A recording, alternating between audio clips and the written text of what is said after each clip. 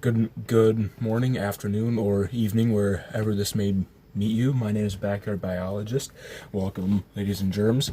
Today, I'm gonna do my personal encounters with possible Sasquatch encounters. But first of all, I want to give a shout out to Cryptozoologist and investigator. You can find both of his channels. I'll put the name of them down in the description below.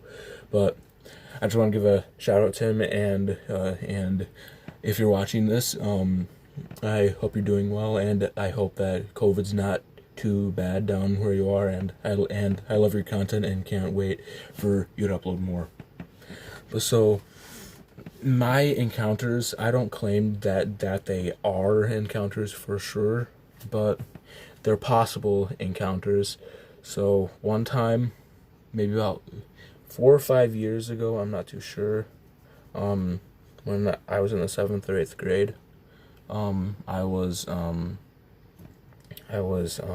my backyard, and well, we have maybe 15 acres of woods behind our house and extended in there. And Brock, you know this because we would go exploring it, and we have a couple of marshlands in there. I took you to at least one or two, but yeah, so we have some marshlands down there, and we're in the suburbs, but kind of on the edge of town. I'm not too sure, but I'm not sure where it lies. But so, anyways, me and my brother on summer nights, sometimes we would go and set up a 1 or 2 man tent back there and spend the night. Keep in mind, this was 5 years ago when I was a lot smaller than I am now. So we were both little growing up, so we could share a 1 or 2 person tent comfortably. So we set it up back there, and in the midday, and we were gonna go out there around bedtime, and so we went out there at 9, and we had forgotten our flashlights because we didn't think that it was going to be too dark, but it was. And all of a sudden, we heard this noise in front of us, like something had walked up and stopped, and I couldn't see 5 feet in front of my face, and this was maybe 8 or 10 feet away, one of those two, but it was really spooky. And then we both stopped, and then it sounded like, we heard something get up on 2 legs. It was a 2-legged gate, get up and pound slash run away. I say pound because it was absolutely scary how loud it was. So we heard these just getting further and further away, and as soon as we heard that, me and my brother just turned around like that and just ran back to the house. And so we told our parents what had happened, and they said it's probably nothing, it might be just a deer.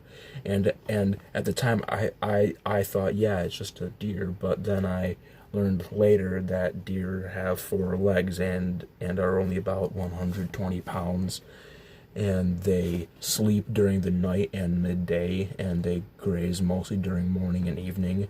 So I knew that deer was most likely scratched out later on, and we don't have bear down here, and anyways, bear don't walk on 2 legs. So anyways, about 15 minutes later, we went back out, this time with flashlights, because we hadn't forgotten ours. Coincidentally, sounds like the perfect storm, but I wish we would have brought flashlights to see what it was. But anyways, we went back out there, and we made it back to our tent, and we were about there for about maybe an hour or two.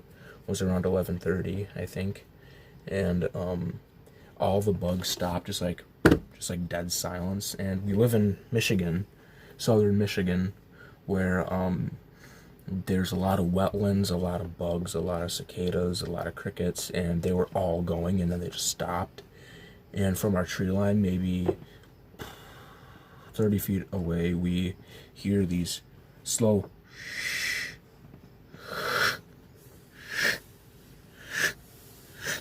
and walked right up to our tent, and then we went dead silent, and we thought that it was our father. So we yelled, "Dad, I know it's you, Dad. You can stop pranking us," but we got no response. And we just heard a noise that sounded something like this.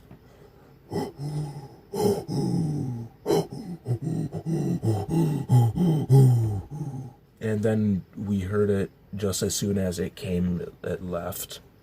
And we kept on thinking that it was our dad, because our dad was going to get us around midnight or something like that. But then maybe half an hour passed, I'm not sure. And then we heard our dad walk up, and he was like, "Hey guys, how you doing?" And then we opened the tent flap, and then we were like, "Hey, we heard you out there.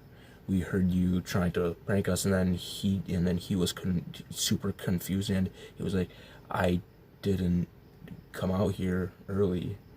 I just came out now." And that was when I realized that I was in that I may have seen a Sasquatch, and I was terrified, and I was like, "Let's get in double time." And so I barely slept that night. And then the next morning, I went out there, and we had some hot dogs in our fridge, and me, like an idiot. No, this wasn't morning. It was maybe around 5 or 6 p.m. But so I went out there, and then I took a stick, big old thick stick, maybe that long, and I stuck half of it into the ground, so maybe a good 2 feet into the ground. And then I stuck some hot dogs on the end, and then I waited. And then the next morning, I went out there, and the hot dogs were completely gone. And the stick, let's say it was like this, half of it, the whole thing was shoved over, and the back part was sticking out of the ground. And I had sunken that really deep into the dirt, and I don't know what could have pushed it over like that. So that kind of freaked me out. And then the next morning after that, I went out there making calls like, whoop, whoop, whoop, whoop, whoop, just like stuff that you would see on Finding Bigfoot, because I was young and dumb. But then me and my younger brother this time, we hear a sort of high pitch,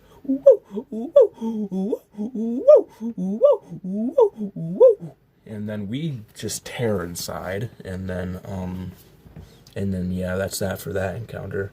But another time,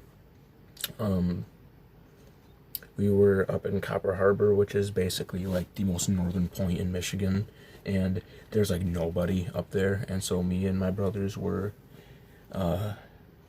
found a river. No, it was Lake Fanny Ho, and we went crawdadding there at 2 a.m. And then I heard this splashing on the other side of a bush, and I yelled hello a couple times, and I got no response.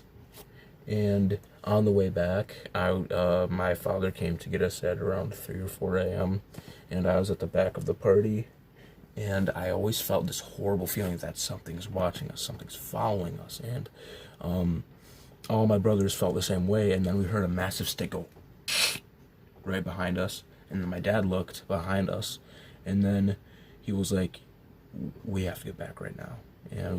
And at the time we were only 500 meters away from our campsite, so we were almost there, or from the campground. And so we double timed it back, and then yeah, so that could have just been anything, but the fact that it kept a steady distance either meant that it was a big cat or some sort of something that we don't know of, because bear will just run right up to you. Yeah, so that's that for that encounter. But then maybe 2 or 3 years ago, this was 2 years ago, no, it may have even been last year, but I was outside at around dusk, and I hear this, we have a metal fence, and I just heard something shaking the fence insanely and like angrily, and I went back out there, and I was like, "Hello, who is it?" And then all that happened was the shaking got harder and louder, and then I bolt inside because I didn't know what it was.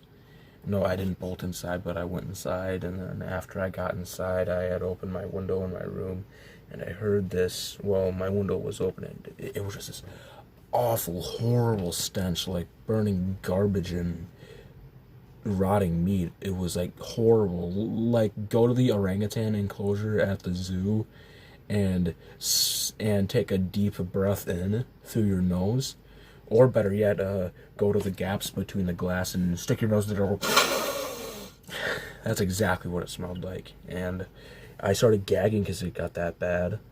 And so, yeah, and then that's it for that story. I may have heard the fence shake a couple more times, but yeah, those are my possible encounters with a Sasquatch.